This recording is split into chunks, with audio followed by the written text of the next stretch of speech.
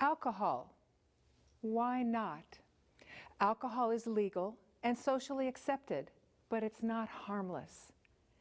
Excessive alcohol use leads to 88,000 deaths each year in the United States. It shortens the lives of abusers by an average of 30 years.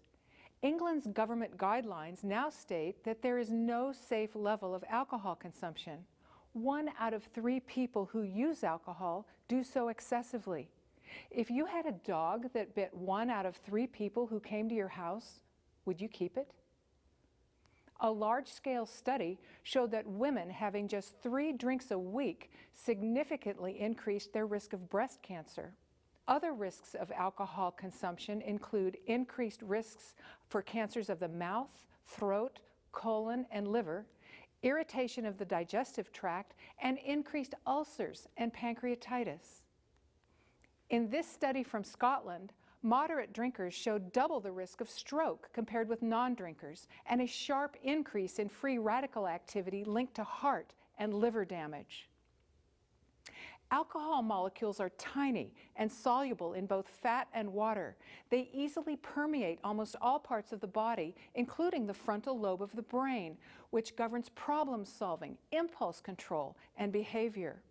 Brain damage occurs even in small amounts. Even small amounts of alcohol can damage the brain, especially the frontal lobe. Abstinence helps the brain recover lost function. Alcohol plays a considerable role in the alarming obesity epidemic in the United States. According to leading expert Dr. Robert Superko, alcohol avoidance and increased exercise ought to be at the core of any strategy to reduce obesity. Recent research from the UK has found that excess body weight and alcohol consumption act together to increase the incidence of liver cirrhosis. The Bible warns against the use of alcohol.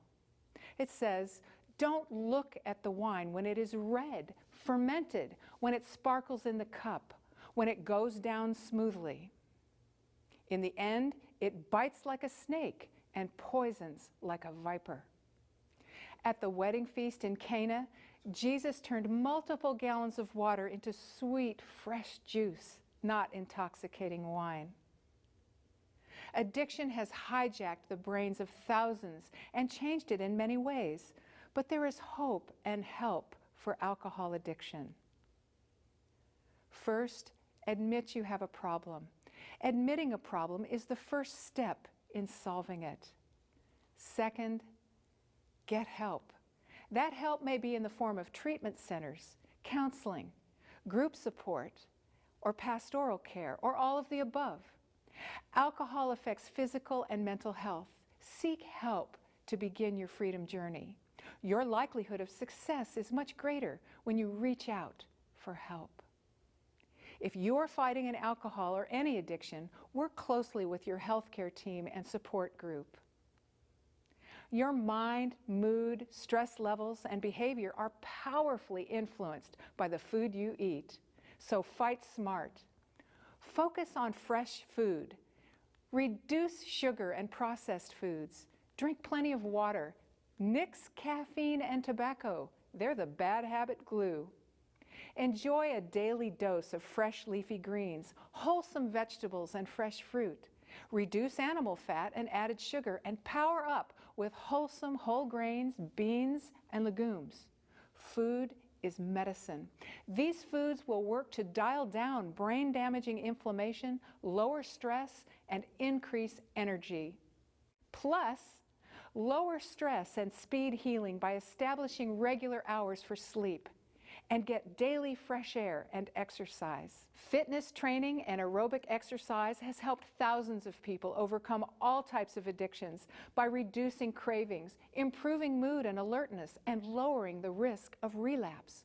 There are online fitness programs like racingforrecovery.org specifically designed to battle substance abuse, and they can be very effective.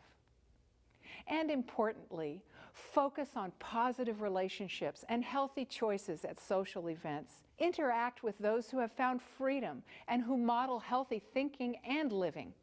Find supportive people and activities that are fun and alcohol-free. Free on the inside.